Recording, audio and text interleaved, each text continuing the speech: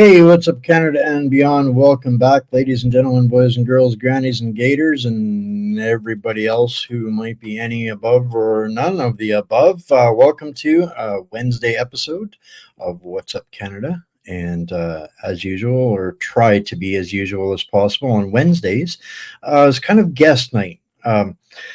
For those that have been around for a little while, this I've been doing this for a really long time, but about 2.5 months ago, I committed to doing 5 days a week, 6 o'clock Central, and kind of wanted to have a little bit more structure to it. So there's a little bit of a theme each night of the week, and I try to hold to that as best as possible.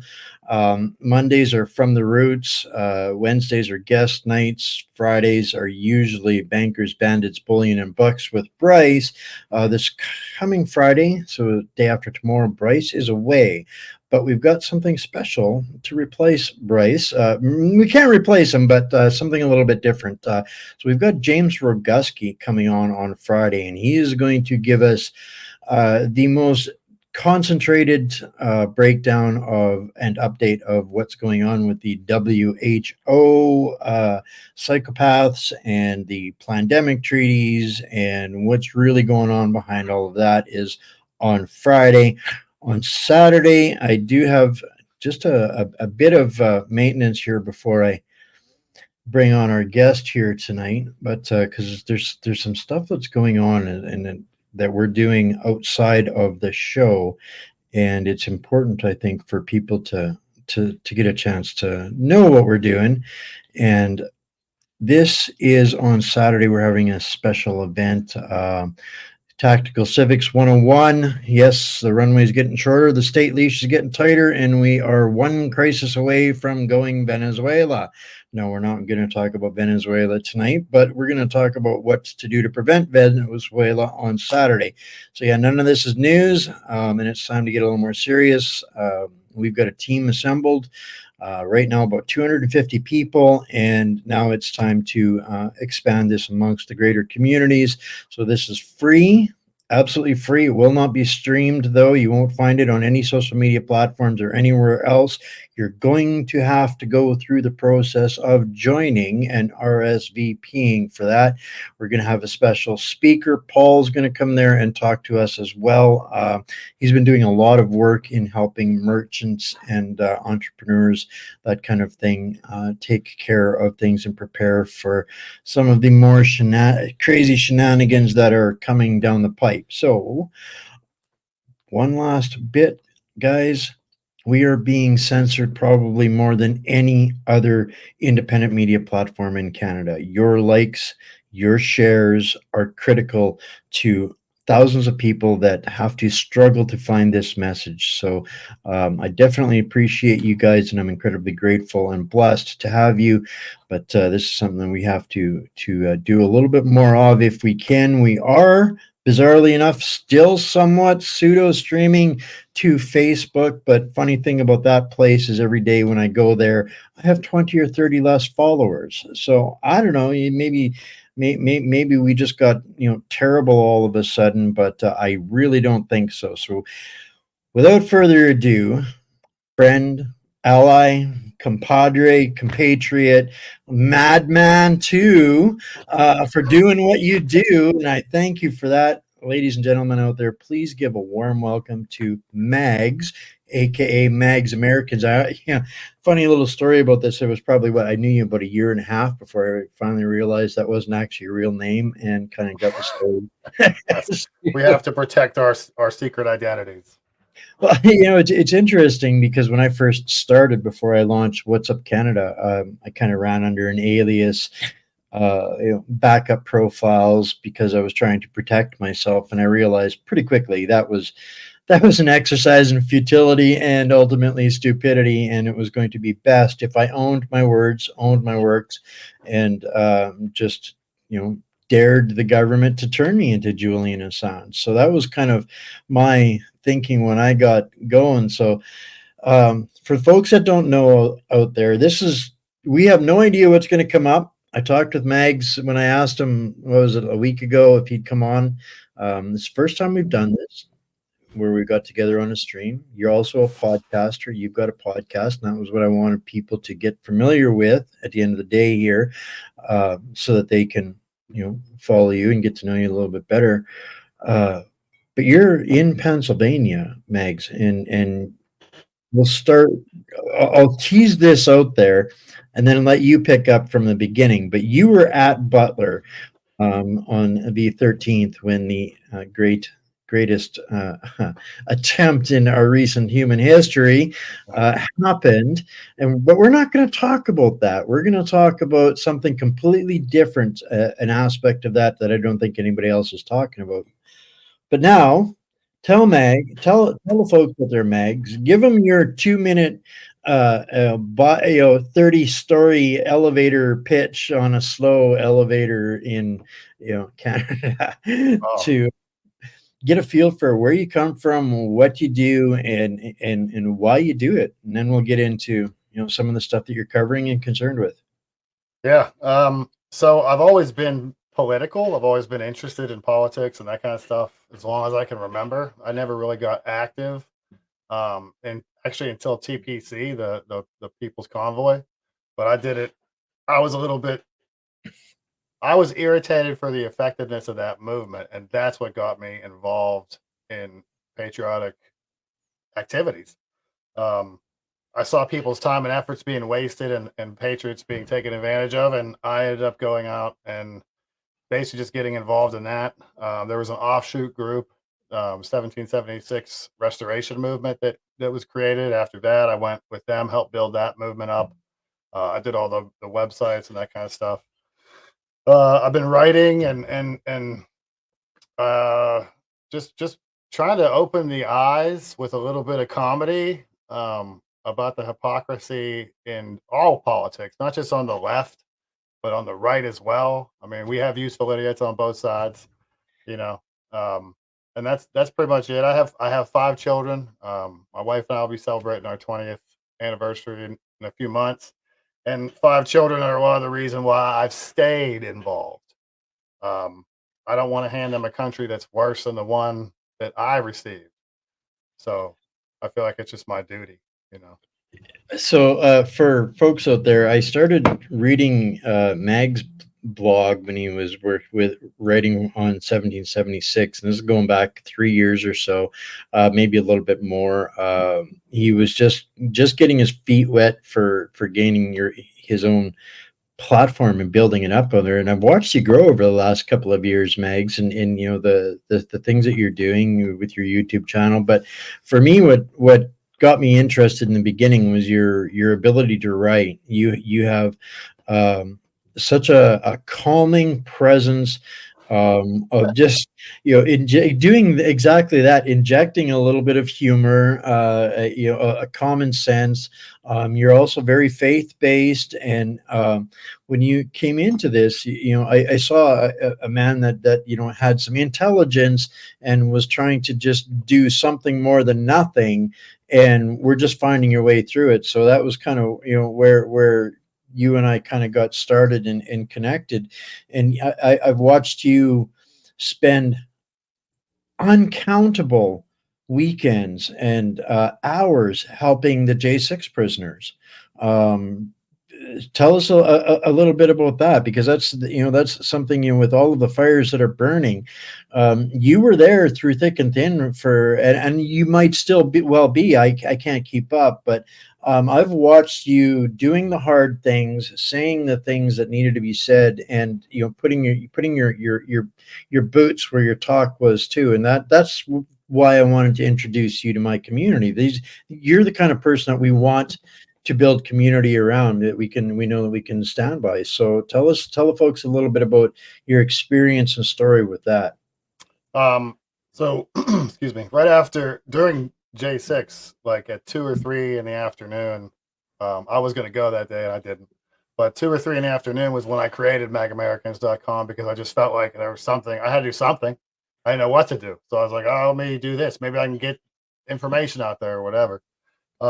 After 1776 Restoration Movement kind of wrapped up, after we protested in DC for 34 days and nights on the National Mall. Um, And after that wrapped up was when they started the vigil outside the DC jail. They call it hashtag Freedom Corner.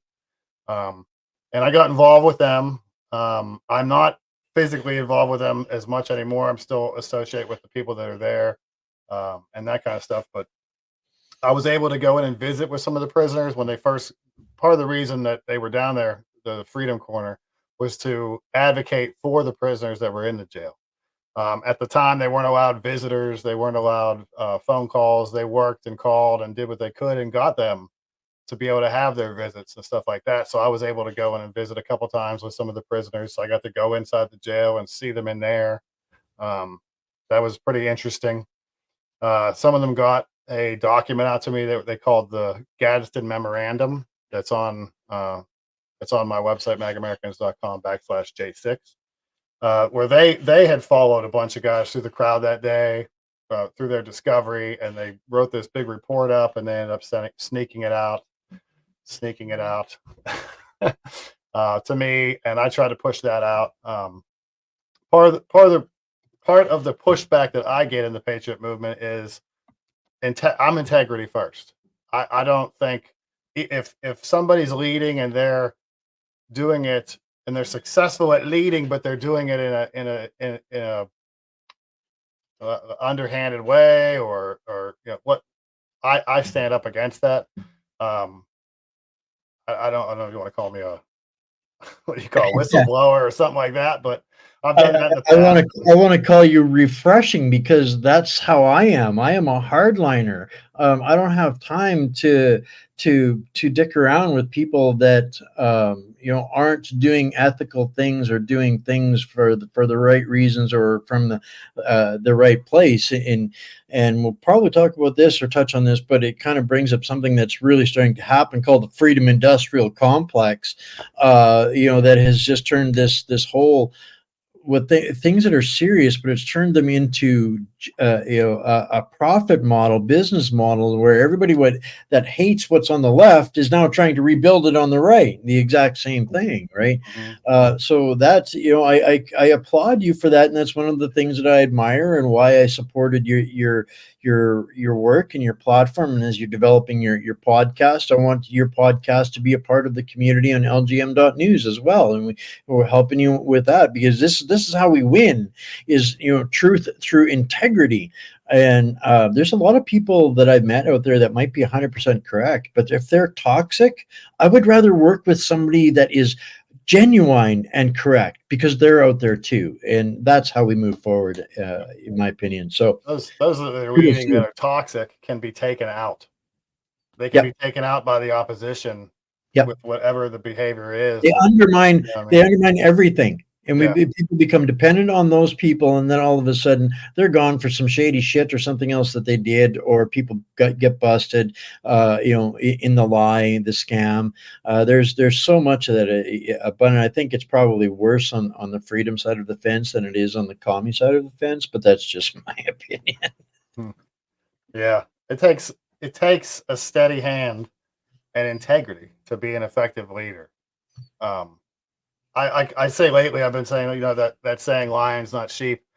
I think we don't need lions. I think we need shepherds that can guide and lead and point out, the hiccups and the speed bumps, and show the sheep where the wolves are, so that the sheep can move, on their own, rather than being led this way or led that way. It's lions can't lead. There's a place for lions. Will need lions eventually. We don't need them yet. The day that comes when we need lions is going to be a different kind of day. But right now we need shepherds, I think. And you have to be able to. I don't worry about anyone going online and taking me out or exposing me for this or exposing me for that, because I don't give them anything to expose. So, Exactly.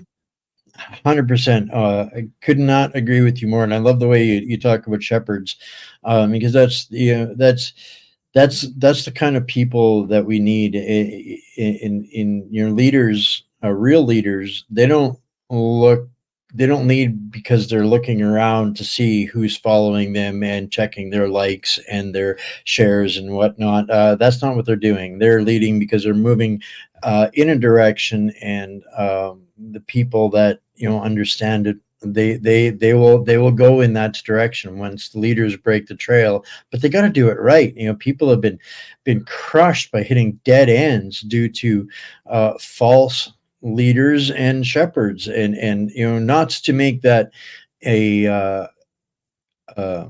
you know a religious inference. It's not. It's although it doesn't matter what people's faith are. That's what people are looking for, and that's what people genuinely need. So that's why I wanted to introduce you, because this is exactly how I see you. And to me, it's important too for people to understand that it doesn't matter which side of that 49th line that they draw on a map somewhere. The forest doesn't know the difference between America and Canada, and we won't either if we all end up in the same dystopian communist hellhole that they have planned for us. So that's why I think it's important for us to come together and develop our communities from both sides of the fence. We're not as alone as we think. We outnumber them, really. 100%, 100%. So that's are there still people supporting those guys, or people that are, as far as we've got some up here too, politically persecuted innocent gentlemen, the Coots boys, and that's exactly the same situation. These guys are pawns of dirty politics, 100%. They're being denied justice. uh, that's still ongoing down there, Megs. And I don't want to linger on this too long, but the reason I wanted to talk about this a little bit is because you've got so much of that on your channel, on your website. I'm assuming your blog is on your website. I haven't been to your new website in a while. I got to be honest. No, actually, I took it off and I put it. I'm on Substack now. Oh, you're on Substack. Yeah. See, this is so informal for me that I didn't even do the right things and get a hold of your Substack link and get all of your data and your follow spots. I didn't do any of that. So you're going to have to dump some of that in the private chat here, and make sure that I get it. And I'll get some of this out to the folks out here that are watching, tuned in tonight.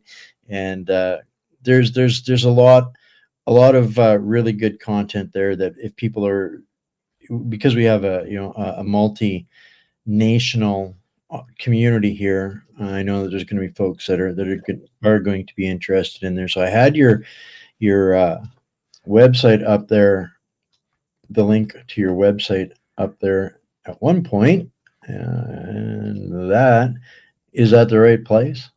That's it. All right. So, folks, when you get there, you can recognize that you're in the right place. All right. And your Substack, MagAmericans, Substack.com. Yeah, that's one thing. You did a better job of sorting yourself out digitally. I'm What's Up Canadian, What's Up Canada, What's Up something or another, a couple hyphens, spaces.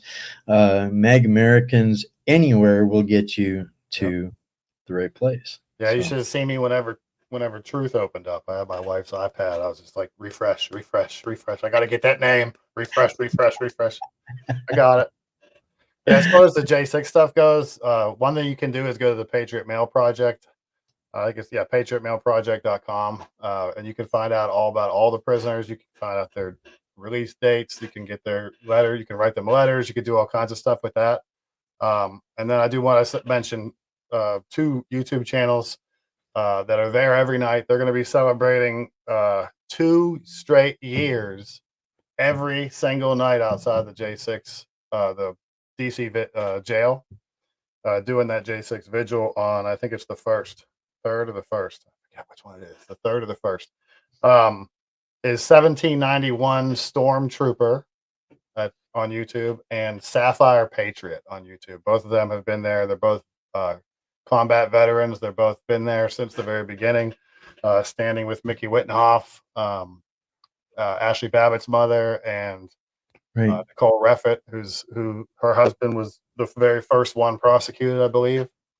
So, yeah, they've been there and they're staying there until something happens. Until they, I never focused too much on the cases in particular because with me, it was more my research and my videos and stuff. I was trying to point out more about how it's just unconstitutional what they did to them. That covers everybody. If you can prove it's unconstitutional, you don't have to go with each case and try to figure out how to get this person off. If it's unconstitutional the way they handled it, then everybody's affected by that in a good way. So Well, that was one of the things about the work that you were doing there. You guys were uncovering and bringing out a lot of stuff that other people weren't necessarily seeing or even looking for. With the intent to create some kind of impact for these gentlemen. While I ramble here for a second, do me a favor and throw those two sites into the uh, side chat there for me as well that you were just describing, because those are the kinds of people that we want to know what they're doing and what they're covering for. And please send our prayers and blessings and thoughts to those guys that are still doing that out there 2 years later, 2 full years later, and to the gentleman inside. Let them at least let them know that our thoughts and hearts are with them in that regard, and they're not standing alone. Absolutely, they're still locked up. Just same thing happening here in Canada, and that's why you follow those that have been here around for a while, following What's Up Canada. You see a lot more international guests than a lot of other platforms because we're all headed down the same trajectory of the Titanic. If we don't figure it out, that it's the same in every damn country. It's the same in every country, just at varying different degrees. So yeah, please pass the word on to them guys, and if there's anything that we can do from up here, other than help get the message out through ways like this, we're happy to bring our community to help give some awareness to you guys, at least. it's a mess, that's for sure. So you're in Pennsylvania. I should be able to ask you 1,000 questions about what's going on there. What are you paying attention to? What's important to you in Pennsylvania? But I listen to the Wendy Bell Network most days of the week, but yet I still, what you do is so different from what most of the rest of us do, Meg. You bring the heart and soul and the people into it, and you've stuck with that. So it took me about a week after the attempted assassination on Trump to kind of click in my head, wait a minute, you were probably there. So I messaged you and I said, we got to talk. And that was my first question. Were you there? And you said yes. And so tell the story a little bit. You know what I'm looking for with this. You mentioned to me you weren't like really close to Trump. We heard from people that were. We heard from a lot of that, but from John Q. Guy in the amongst the 50,000 people that were there, what was that like? What was the energy like? And what was going through people's minds when you know? So tell us from the beginning there. Well, I have to address one thing first. As far as just to be clear, my approach is different, mostly because I'm not an intellectual. I'm just a construction worker guy, blue collar, but common sense. Common sense. That's really all you need. Common sense and some critical thinking, and you'll be just fine. As far as the rally day went, so we went out. We got tickets early, and then we went out to got there about 11 o'clock. I think it was about 11.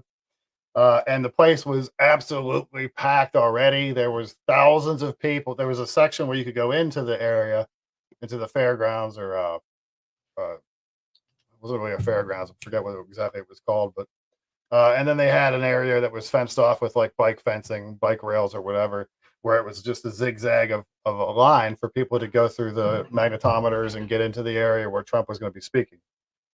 Uh, I had intended to. I was like, I'm not standing in that line. You could hear just fine from where we were, so I was gonna not go in. We were there all day, handing out cards and getting little interviews and just talking to people. Had a chance to talk to Scott Pressler, the persistence. He's been doing an amazing job as far as registering voters down here. Um, and so we were just talking to people, and that was really it. We watched people as they were going in, and everybody was in a good mood. You could see everybody was happy. It was hot as heck out there, but they had pallets of water bottles they were giving away for free. One of the guys on the golf carts came by and just gave us a whole case, and I said, "Oh, I'll pass these out." It was just really friendly, really good. It did feel different to me.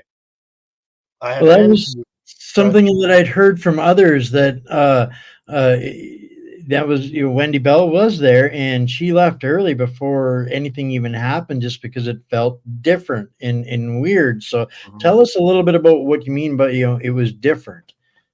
Yeah, so I've been to a couple Trump events. I've been to CPAC in DC when Trump came on the last day, and I've seen the change in security they had. Like the first couple of days, you could just walk in, and the last day when Trump was speaking, you had to go. They rerouted everybody a totally different way through the building. You had to go through this long line, magnetometers. You got wanded no matter what. Everybody went through. They put your stuff on the table. They went through all of it. They went through everything. It was good security.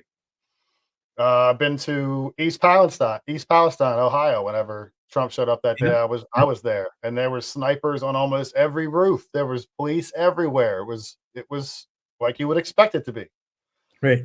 It just felt different there in the sense that there just didn't seem to be. There was really no police presence, like not within the. When you first got there and you were crossing the street to go into the grounds, there was police cars there, but they were the local guys, and they were more for kind of traffic control and that kind of thing, but they were just out by the entrance. And then when you walked in, there was a group of an armored car, some SWAT people, but they were kind of off to the side, and they were just kind of hanging out with each other, BSing. They weren't really doing anything tactical. There was no looking around. Um, it just, like I said, it just felt a little different. Just felt different. And then whenever it got to be about 5 o'clock, Trump was supposed to go on, I believe, at 5, and it got to be about 5 o'clock. Now the line that was huge before was pretty much gone, so we were going to head out. But I was like, let's go in and let's just see if we can get in. Let's go check it out. Why not? So we went up and we went through where the line was, got to the magnetometers. Um, there was barely a police presence there. We got ushered through the magnetometers. They put our stuff on the table and just pushed it past. They didn't really look at anything. They didn't wand us. They didn't really do anything. So we just walked through a magnetometer and then we were in. And we walked down towards. I wanted to get a couple shots of the crowd. So we did that, and then we walked down towards. So if where Trump was speaking, we would have been to his like 10 o'clock, maybe 25, 30 yards away. We've made our way up there. This is still during the first few songs before Trump came out, and I noticed the SWAT, or I guess it was a Secret Service sniper that was up past the one everyone knows about, the one that was on the roof behind Trump, up above his right shoulder, was just on the binoculars, looking at one specific area for a good 15 minutes. He wasn't looking around. He was focused on one spot, which ends up being where the shooter was. We didn't know that at the time, obviously. Um, so, we listened to a couple songs, and I don't know if I mentioned this, but it was like 95 degrees outside that day, and we were just like, oh, okay. But we couldn't see the stage exactly. I could probably have seen just his head. So I was like, let's just go back a little bit. We'll get another shot of the crowd, and we'll listen to him from back there. So we started walking back that way. As we got towards the entrance, that's when I heard pop, pop, pop, pop, pop, which ended up being the fourth to eighth shot. The first three shots went off. I didn't hear those, and then the other ones went off. We heard those. What impressed me was the people. The people were pretty darn calm. They were pretty calm. You could tell some people were angry just because the event got cut short. At that point, we all saw Trump. They all saw Trump get up, and they knew he was okay. There was a guy that came. We were standing there, and I was trying to get a shot of some of the people running out. On a side note, the people that ran out all had little children. There was no one that didn't have little children that was running away. But one guy stopped next to me, and the little kid was crying. He was probably 5, little boy, and the dad said, "It's okay, it's okay. They got him. They got him." And I didn't know what happened at this point, so I said, "They got who?" And he said, "Oh, they got the guy that they got the shooter. There was a shooter over by the fence line, and they took him out or whatever." Um, but then walking around talking to a couple of the people, that was pretty. Everyone was calm. It's like when they said that no one ran. It wasn't like a big panic whenever it happened up close. No one like typically you'd be worried about a stampede, other people getting hurt. That didn't happen. Um, the traffic afterwards was a little crazy, but you know that's to be expected, I suppose. But yeah, it was a different day. The whole day was just different. It just seemed weird. You couldn't get over it. Everyone thought that. The people I was with thought that. Some people we met up with later were like, just seems weird. That's the big keyword now in the media, right? Weird. So we can say weird. Everything's weird now. Yeah, they need to redefine words because they don't understand what any of them are. They don't understand what women are. They don't understand what law and order is. They don't understand what a constitutional republic is. They don't understand anything. So yeah, weird is a big one for them while they're all trying to fumble around and figure it out. Um, I'd heard when we were talking the other day, you guys mentioned that all you like you said it was hours to get out of there. Um, and you guys went and started talking to some of the crowd on the way out of there. So the people that there was there a roller coaster? Like you mentioned that people were angry. That surprises me. People, I would have expected them to be fearful, concerned, but angry. That was. I'm impressed by that. Uh, but for the hours that you were stuck in traffic and out there talking to folks, were they polarized? Was it just shell shock? I would have loved to have been there to just to communicate with the people and get a feeling for the dynamics of emotions and thoughts and conversations that had to have been going on. This is close to Kennedy type of situation and mindset that the American people have been in since Kennedy. I mean, Reagan, yeah, he got shot, but it wasn't the same. It wasn't the same as this. Yeah. There certainly are a lot of questions surrounding it, but we let them come out in the wash. When we went to pull out, we were in a parking lot across the street, like a gravel parking lot, and it took us about 40 minutes to get to the road. Once we got to the road, we turned left because that's where we came in, only to find out that they closed that road. So then we ended up take us an hour to go a block down the street, turn around, and come back up. So we were just it was whatever. The mood afterwards, like I got out, there was a lady walking up and she was going, "Fight! Don't let this stop us! Fight! Fight! Fight!" And at that point, I got out. I have a big cargo van, and I put a bunch of my flags back on top. And people were starting to get out of their cars a little bit. It was almost, I don't want to say it was like a concert, but it was almost like that. It was almost like we were all family. We were all in the same boat. Nobody was like, there was nobody that was breaking down or upset or worried. It was just angry at the fact that this happened. And it is what it is type situation. That no one really got. My wife ended up walking around and talking to a couple people. She videotaped some conversations, um, but that was the general idea. Was like that people were just kind of disappointed that some scumbag had to go out and mess it up because everyone knew at that point, Trump had been lifted up and he left. So we all knew he was okay. It wasn't like they were worried about him still. Um, a little bit, but it wasn't like we were worried about it for life or death. Right, right. So it's kind of a pop up type of I guess coming together, and nobody would have known anybody, and but yet a galvanizing moment. It's like when something significant happens. This is even though they missed Trump, thank goodness. Even though they missed, this is going to be one of those points in time where people remember where they were, what they were doing, who was with them, the JFK moments, the 9/11 moments, the Princess Diana moments, those markers in time that change and shape history that we remember as a measuring point moving forward. I personally feel like that was one of them, and it signified a real big shift around the world, and a whole bunch of people coming into their own realization and acceptance that it's time to do something more than nothing. Yes. That woke even more people up. I think it woke even more people up. I've seen many people saying, "I'm going to vote now. I wasn't going to vote before." And hey, great. I don't. The more, the better. It doesn't matter which side you vote on. Let's reflect what the country wants. So the more, the better. I don't register and vote. Everybody should get out there and vote. I'm happy to cancel out some progressive liberals' vote. That'll be fine with me. But I'd rather it counted a little bit more than that. That'd be great. But we're still all supposed to get out there and vote. So it's not. So I don't want to silence the other side.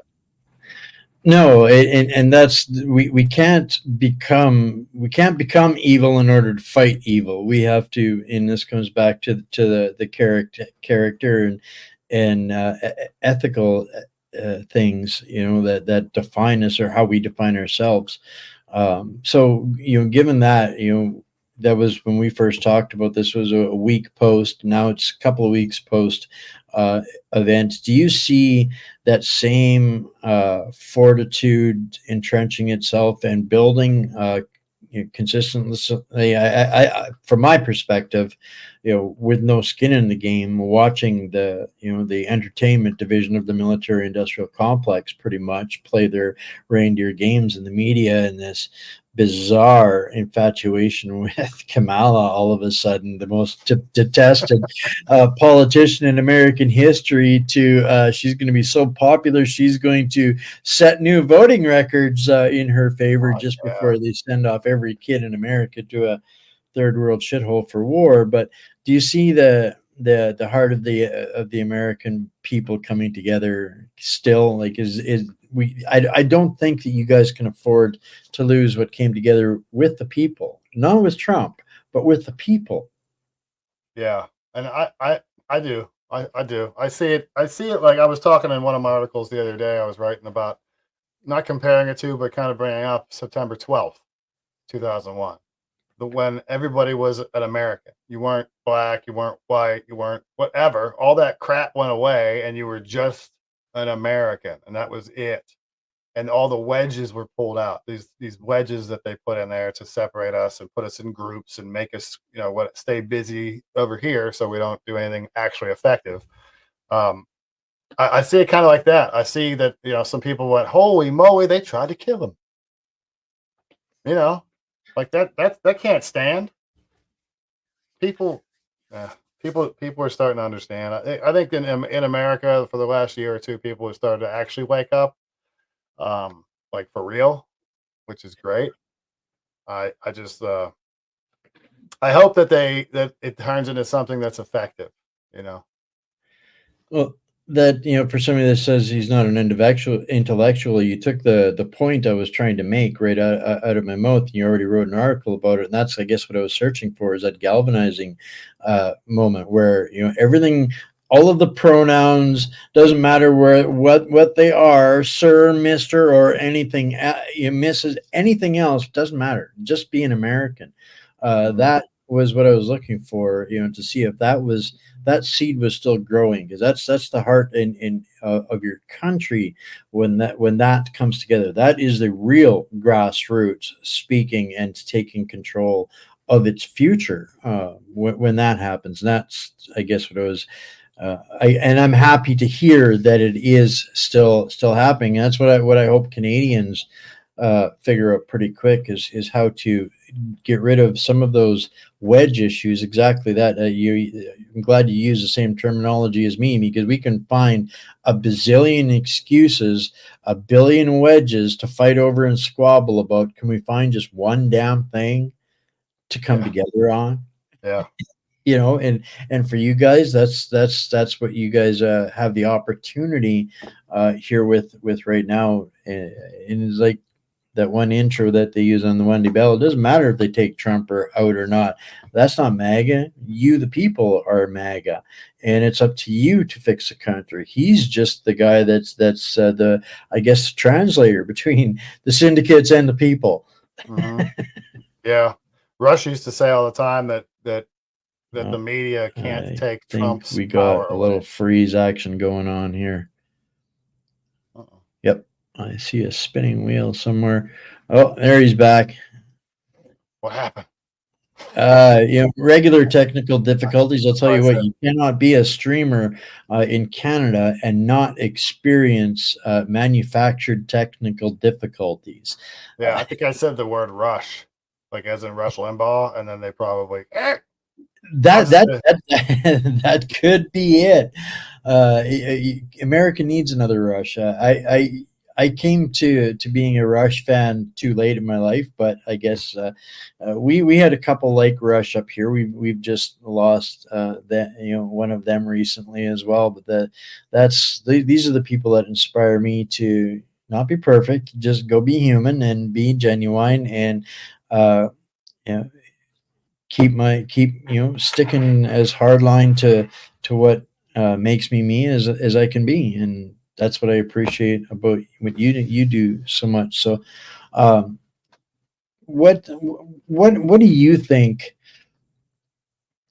people in Canada need to see, or maybe differently than what we do see versus what you guys see in this this insane clown world that's going on? I know you pay at least a little bit of attention to what's going on here, and maybe I'll take credit for that only because I keep showing up in your mailbox and stuff. But curious to do Americans have any sense of the cesspool? Like, you guys got the swamp. We got the cesspool behind the swamp. I think we kind of feel like you guys are about 5 to 7 years ahead of us down the downward spiral of socialism. Um, so we kind of see what's happening there, and then we go, oh, let's raise some defenses up. It's the same thing as TPC after you guys. I forget what it was called. What was it called The in Freedom Canada? Convoy. Freedom Convoy. Yeah. So it was like right after that we did a TPC. It's like it's the same. We watch. We see what you guys are doing up there. But I think it's all the people need to wake up to the fact, like, okay, so someone was telling me the other day, well, I asked them, I said, how do you think that we're supposed to wake up? Because there's useful idiots in Canada, there's useful idiots here, there's useful idiots on both sides, right and left. And I was like, how do you think we're supposed to wake people up? Because really, it's a global thing. It's not really just each country's a little different, but it's a global fight. Um, and they said, speak truth, continue to speak truth. And I'm not sure that's enough. I don't think that's enough because the people that are totally sold, the ones that are totally subverted, um, they don't hear the truth because they look at the person speaking it and go, oh, he's evil because he's a Christian or he's a white male or he's whatever. They demonize the other side. Then they don't even listen. They put a shroud of just ignorance around their useful idiots, and the truth never gets there. I've been trying to focus a little bit more on explaining how they turn them into useful idiots. So maybe one of those useful idiots will read it and be like, "Oh, they did they did that to me." See, like Rush used to say that you can't convince a liberal to become a conservative. They have to convince themselves. So he would say, ask them questions. Doesn't matter if they answer you.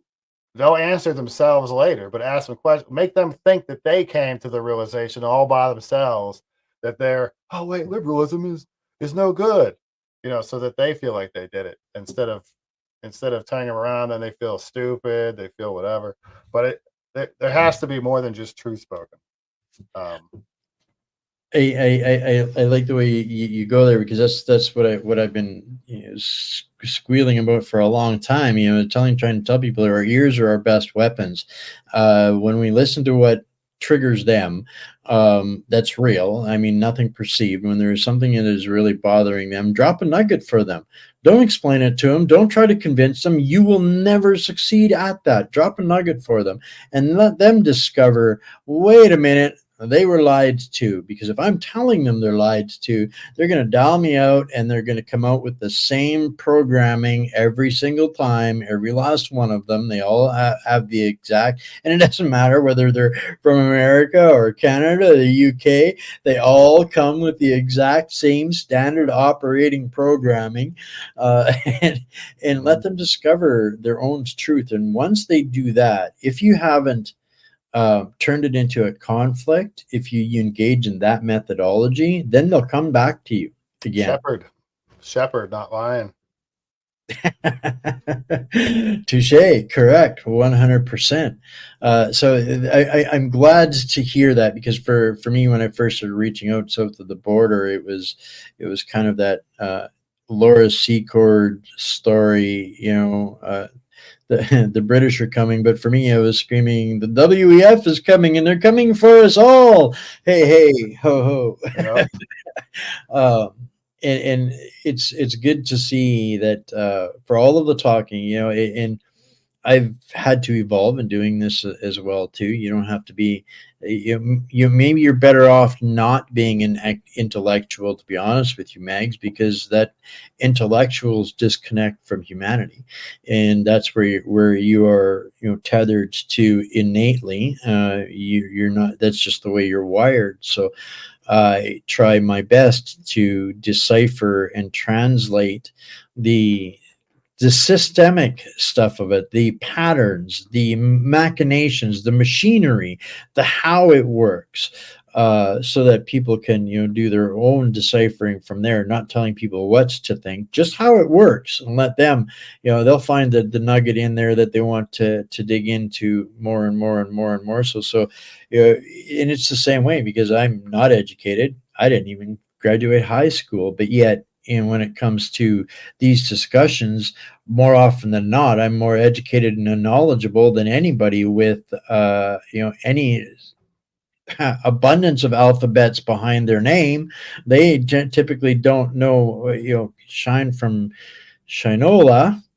The jerk. PJ 13 here, but so this is what we're, getting back to our humanity is what I've, what I am. I don't know how else to describe it or say it. For me, it's bizarre. The only way to actually describe it is from a movie that flopped in the box office, but a line in it that said, "When the king is no more, go back to the people." And for me, I took that in many different ways and ciphered that for a number of years. And although I don't, I'm not qualified to talk about faith or religion, but I can talk about my relationship and my belief, and I have that right. And to me, that when I heard that line, it struck my right in here, because as much as people want, doesn't matter what faith or religion we are, if we don't understand that our social contract is based in Judeo Christian beliefs, morals, ethics, values, all of those fundamentals, doesn't mean the individual has to accept that God or faith or religion as their king. But for me, when I saw that gone from our society, was when I knew what that line meant to me. And I had to go and do what I do, use my skill sets for what they're worth, to talk about the mechanics. My dad was a mechanic. I talk about the mechanics of the information war. And with the understanding, the foundation that it's because the king has been taken from our country, and we, the people, have to come together to restore that. Am I batshit crazy, Max? No, I just wrote an article about that. Dang it. I don't want to find it to get some quotes out of it. But yeah, I was talking about how God, they took God out of society. Now they're taking him and tying him to a pole in the public square and mocking him. Well, that's I've seen an awful lot of that, and I've been gathering some memes to kind of do something special on that a little bit too. But isn't it interesting how now all of a sudden we've got every atheist on the planet educating Christians on what that is or what it was or what we should be offended by or not offended by. Uh, Mhm. right, but it's all the atheists that want to correct us, and particularly the ones on our side of the fence that want to correct me. Why are you offended by that? They say. That was not about Christianity. It's like, really, dude? Yeah, uh, the director came out and said it was because he was comparing that scene to. He said that other programs have done it, and I think he compared to The Simpsons had done it and whatever. So that portion was supposed to be the Last Supper with so that whatever. I heard so this is a meme, and I'll just read it to people, but I'll put it in the Substack for tomorrow. This is the perfect response to these atheists that want to educate people. So maybe I'll turn this little section into a clip for a video. But it says, "Please, bro, they were referencing the Greek god Bert Bacharach. It wasn't the Last Supper, bro. It really wasn't disrespectful. The guy with his genitals showing is just part of the performance. You don't understand the nuance of the art. The singing decapitated head isn't satanic at all. Don't listen to the producers of the ceremony literally admitting to it being the Last Supper, bro. They're being threatened, bro. The director just loves Christians. Just turn the other cheek, please." They say bro more.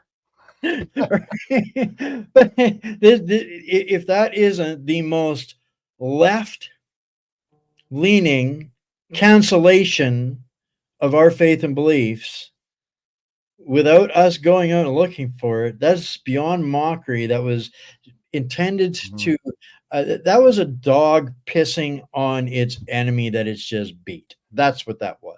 That whole fiasco of the Olympics. So it's dead to me. It needs to take another 1,500-year hiatus, if you ask me. Yeah, yeah, that'd be cool. I'm cool with that. You see the boxing match they had That wasn't a boxing match. That was abuse. That was a crime. as well. That should be. Yeah, it's interesting how the left will anyone really that is um, anyone really that's so far gone. They're all about you can't be triggered about this, but they're triggered by like everything, everything. How It dare isn't. we be insulted that a man just beat the hell out of a woman? How a man just paralyzed another woman because of one little psychological breakdown, mental illness that they have, that they pretend to be a woman, and now we're the criminals if we don't just automatically accept that. Yuri Mhm. Bezmenov was right, brother. You cannot change a liberal; they got to change themselves. You can't be. So he also said you cannot subvert someone who does not want to be subverted, which tells me if you just pay attention, if you just are aware of what's going on and you're able to have some common sense and critical thinking, then you'll be just fine. It's like Reagan, one of my favorite quotes. I put it on a shirt. It isn't that our liberal friends are ignorant. It's that they know so much that isn't so. Yeah, Ding, ding, ding. yeah, they know every lie in the book and they believe them, but they have Mhm. no clue about reality. They live in an avatar universe and are fed straight up one brand of Kool-Aid. But Um, you have the same thing on the right though too. Like you have useful idiots on the right. For instance, I remember I was watching a patriot movement gathering. They were having some speakers, and it was shortly after those clowns burnt the American flag in D.C. and put up the Palestinian flag. And he said he was talking about going to D.C. He said, "I want to go to D.C. and get arrested." I'm like, wait, what? What sense does that make? That doesn't do anything. The powers at B, they use emotions on like social issues and things like that to grab the left to get their talons into the useful idiots on the left, and then they make them feel like they're valid and they're heroes for fighting against the other side that's evil and blah blah blah. But they do the same thing to the right with emotions because it's usually emotions with the Bible and patriotism and stuff like that. My answer to that burning of the flag is, yeah, that's horrible. I hate seeing that. That's ridiculous. However, it is still just a piece of cloth. It represents something much more important. But that specific, we should not all storm DC and go to jail. What will that do? Oh, it'll make the powers that be happy, because now we're all fighting each other again. I'm Yeah. not to say, I'm a veteran. Like I love the flag, but when it comes down to it, that is a piece of cloth. Yeah. We've forgotten this freedom of choice that we have, and they leverage that against us. We have the freedom of choice, and we, although in Canada it isn't an actual freedom, it's a granted privilege of speaking. Um, we pretend that it's a freedom of speech. I'm here holding a beer type, come and take it, and we fight for that, and we fight for people's rights to say heinous things and do horrible things like burning flags. But we also have the right to walk away from that kind of asshattery as well. When we engage in it, it is no different than them throwing out the bait and reeling you in to giving them exactly what they want.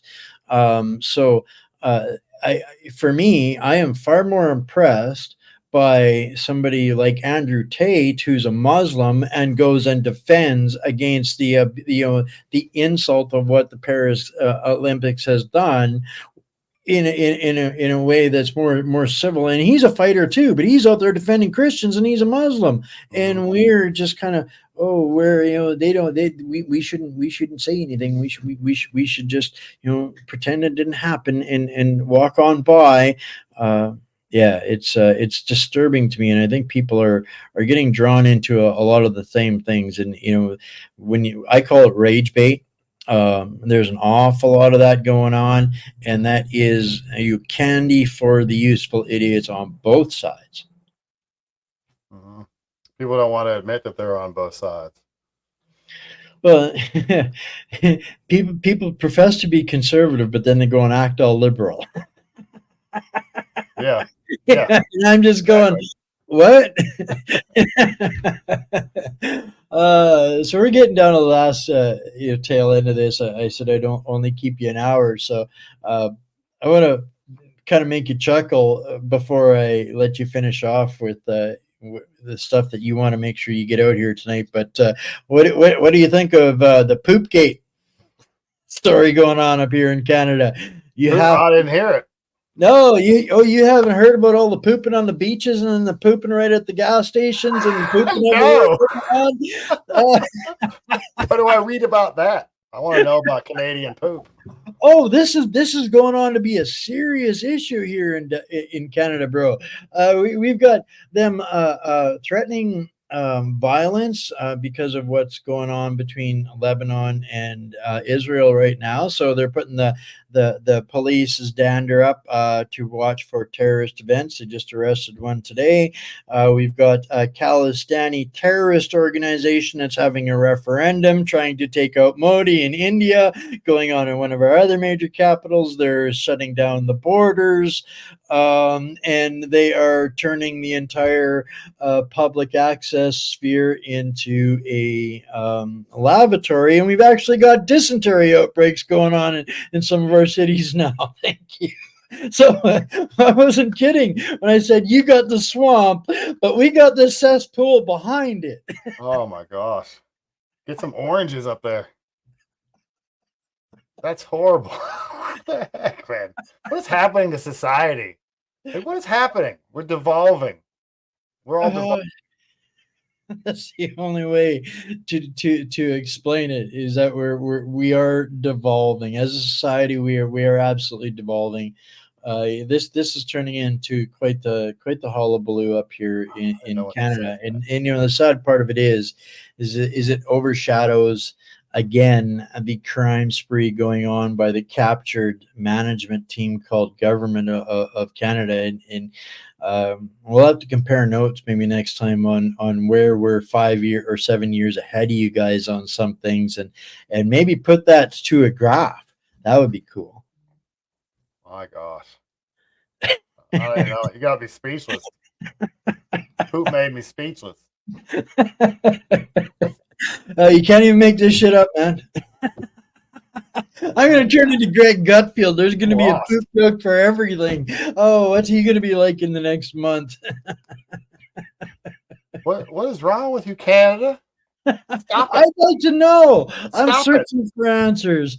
Maybe you can find a couple for us. Maybe it's the human traffickers that have over flooded our country with so many people we don't have bathrooms enough to accommodate. And maybe I don't know. Maybe it's they're canning all of our fertilizer. Maybe they're making up for it. Maybe it's going to be the new program for lawn fertilizing. I don't know.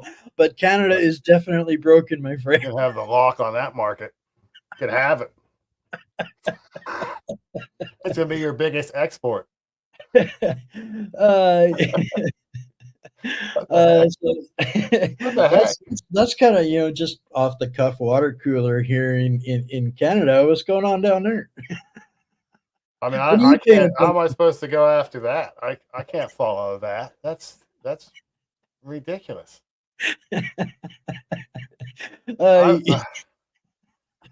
I really am a bit speechless, which is probably bad for the situation that we find ourselves in right now. But well, I bet if I asked Faith, I've probably achieved almost the impossible here. I think she's hiding on the Rumble, in the Rumble chat. That's something else, man. Well, Faith, if you're in the Rumble chat, throw Mags a reminder into the chat there of something that he should talk to us about before we let you guys go. Oh my gosh.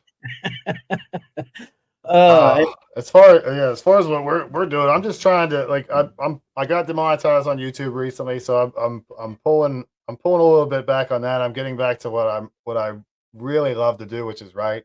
I've always done that. I've written since I was 16 or 15 or whatever. That's kind of my passion is the writing. I'll do some speeches and stuff like that, but mostly the writing. I've been doing the video stuff. I started doing that when I was with 1776. We started doing live streaming when we were down in DC and some other stuff there. So that's how I got into the video stuff. But YouTube doesn't really like me, so I figure with a name like MagAmericans, yeah, you're gonna probably have a not. problem. Probably not first page on Google these days either. So No, neither is the Trump assassination. but I think Papa Elon is gonna fix that. Yeah. So yeah, We'll leave the discussion as to who the actual Antichrist is for another day. you really threw a monkey wrench. You got me good with that poop story. I was like, is he kidding? Is that real? Oh, Wow. dude. It is as real as a freaking heart attack, bro. I shouldn't have done that bit there earlier because now it's stuck with me again. That whole bro thing. I am not that guy, but I guess today's the day I had to come up. So, all right, I'll pull this up just so that it's. Yeah. By the way, go magamericans.com, get plugged in, get signed up. I threw out all of the links into the chats on the multiple different platforms. So do make sure that you guys go get plugged into Mags. But I wanted to pull this up for his benefit. That yes, we do in fact have poopgate situation going on up here in Canada. So this is turning into quite a story. It probably would never have covered this, but it's so bizarre. But here, this Raj Grewal, who is a Liberal MP in at the federal level, who's already got busted once for crime, got a slap on his hands for an ethics breach when he should have got put in jail probably for the crime. But now he's coming out here and saying that this is all a scam and a hoax and a fraud, and that the picture was photoshopped. But it's turned into a real fiasco. Cameras, this is turning into a big event, but it's pretty hard to Photoshop it when somebody's actually got it on video. Yeah. And so there's also Wasaga Beach is it's a summertime hotspot, and now the cops are literally going after people because they're offended, and they're putting it on social media because they're catching people doing the same thing on the public beaches here in Canada. So this is turning into, we could literally have a dysentery outbreak Canada wide, and who knows, maybe that's the next pandemic. Maybe manufactured just like the previous one. Yeah, Wow. so yeah, you can't even make this up. Poopgate, it's real. Wow. So you got any big pieces coming up or any stories coming up that you want to make sure that people get plugged into before you get them published? Now's your time, my friend. Yeah. Typically I release an article on Tuesdays on Substack, but I've been writing quite a bit more lately, just with a little bit of time I've had. The one that will be coming out shortly is about, focuses on kind of the useful idiot and how to fight those, but then also looks at how our love of country and our faith used to make us like a family, like the country was like a family.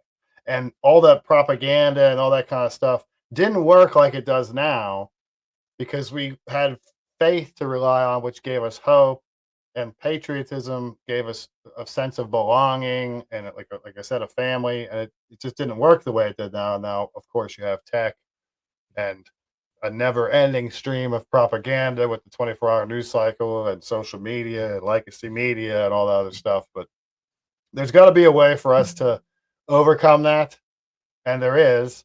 I'll let you know when I figure it out, but I'll keep going because Well, every time people come together for genuine discussions, I'm always grateful. I mean, as much as we talked here over the last hour, we talked about very serious things, but we didn't want to go and jump off of a bridge halfway through either. This is how we build that strength of community, I think. And I love what you were saying about your article there, and I hope people go and read that. That's I don't take this the wrong way. I love you, Mags, but I want to go read your work because it's infinitely more articulate than when I'm talking to you. I don't know what that is. I get you on camera on the phone, and it's not the same when you write. You write like an old world scholar, full of wisdom and discernment and understanding and perception, and that is something the world needs more of. So very grateful for you to appreciate that. I'm also a high school dropout. See, glass ceilings being shattered every day. Yeah. Common sense will get you far. A lot farther than programming, in my Yeah. opinion. Common sense will give you a certain sense of that whole adapt, improvise, and overcome, and that's, I guess, what we're still sorting through every single day. So thank you for having the fortitude and the persistence and the dedication and commitments to your country and to our fellow man, and for your service too. I didn't even realize that you were a veteran, so I should have guessed. Should have known. Just should have known.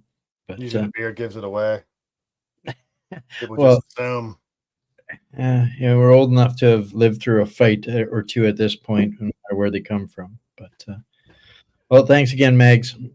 Really appreciate this. You ever get anything disturbing or breaking, or want to just have a chin wag on anything absurd, or you're running out of absurdity, just give me a call. I'll help you out. Yeah, same goes for you. It was my pleasure. Stay blessed, my friend. You as well. Thank you. Bye for now.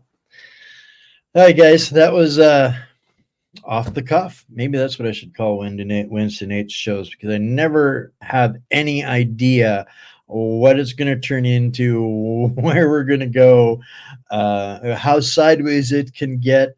I hope you guys enjoy this conversation with Mags, and I will make sure that I'm better prepared in my Substack than I was for my show, and you will have all of the links and all of the information that he shared with us to make sure that you guys go and get plugged into some other good people doing the right things, not the easy things. And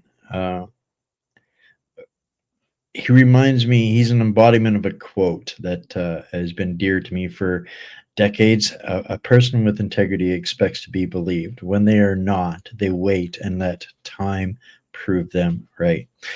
And on that note, folks, I love you all. Tomorrow is going to be, I'm not sure if I'm going to actually be live or I'm going to be taping a guest tomorrow. It could be anything, but we've got James Roguski on Friday in lieu of Bryce. But stay mighty, my fellow patriots and hostage. I love you all, and we will see you same time, same place tomorrow. Bye for now.